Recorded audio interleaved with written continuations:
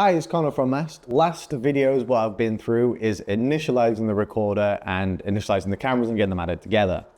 So the next thing we're probably going to go through is how to set up an IVS rule. So on the screen, you will see your icons. If you go to Event, first thing you want to check is Smart Plan.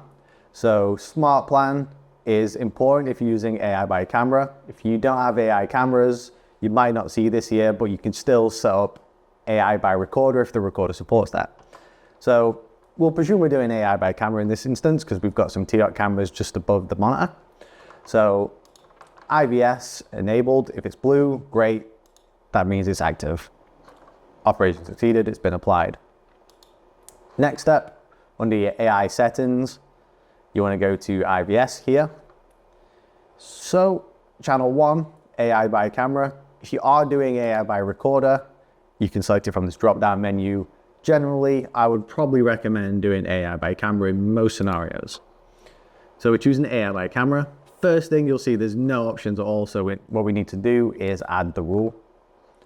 By default, it chooses tripwire. Nothing wrong with using tripwire, but generally what we recommend would be using intrusion because it gives you the appear option. So what that lets you do is draw a box on the screen, and if anyone appears in that box, not just crosses the line, you'll get an AI trigger. So here we've ticked for appear, so I'll draw the rule on screen. When drawing the rule, people generally recommend that you want a bit of space left from the edge of the screen. That will make your cross triggers a bit more reliable, as they'll see the human form cross that line rather than just appear on that line. Might not let cross trigger as accurately as you would like. So you want a bit of space from the edge of the camera. So I've just applied that as basic. Other options, you've got direction, so how someone needs to enter the box, either both ways or just one way or exit. Target filter, your human and motor vehicle. So let's say you've got a car park, but you're going to be having cars all the time, so you don't want a motor vehicle on. Then you can just have human, just so you can know if a human is in that car park. Sensitivity, how accurate the trigger needs to be for a human/vehicle match. Camera audio, this is the TOC range that I'm on at the minute. So they have lights and sirens. So your camera audio is your siren. By default, it's playing the alarm.wav. So you can change that if you open up the drop down. So you can have different things, no parking, danger, no climbing, etc. That's how you get the different voice lines. You're under surveillance. How many times it's playing.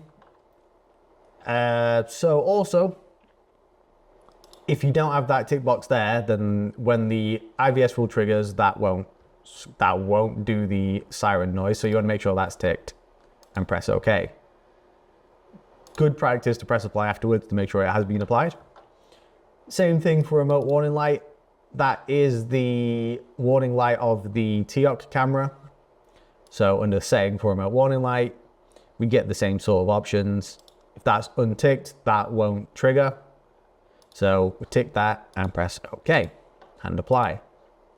Few things you can do here. You can set a schedule.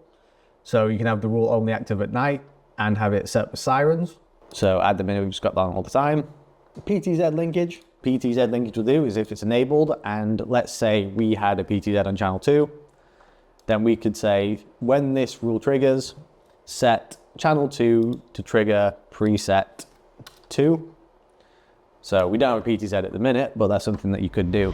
That's just a few options that you have on your IVS rules. So I guess we can give it a test. At the minute, this is the view that the camera's looking at. So on the live view, you don't see the IVS rule right away.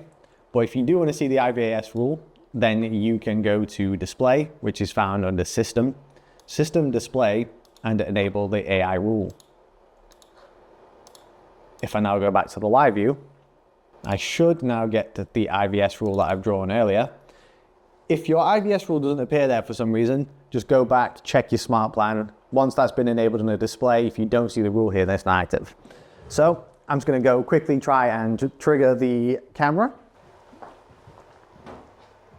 And there we go. So on screen, what you should see is a blue and red flashing light. That's how you set up an IVS rule in a dial recorder and get it triggering. I'll see you in the next video.